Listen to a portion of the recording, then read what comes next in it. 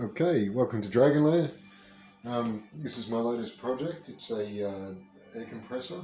I built the trolley for him and the little stand underneath, and I've mounted I'm going to put the welder on the back here.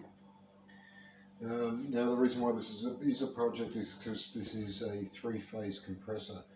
Now that won't plug into the normal power outlets, so I have to use this, a VFD, and that converts single-phase power into three-phase power.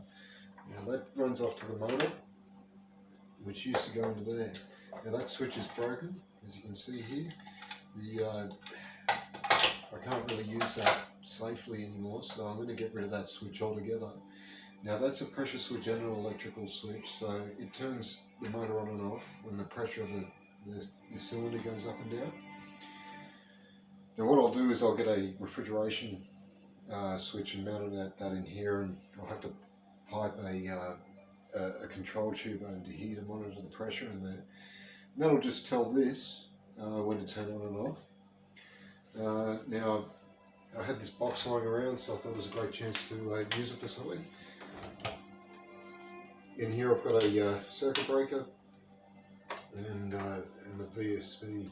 Now over here I've got a power outlet, so I can plug in the welder if I need to use that. And I've also got the main on and off switch. So the next job to do is to put this wire through the hole, wire it into the VSD and run the thing.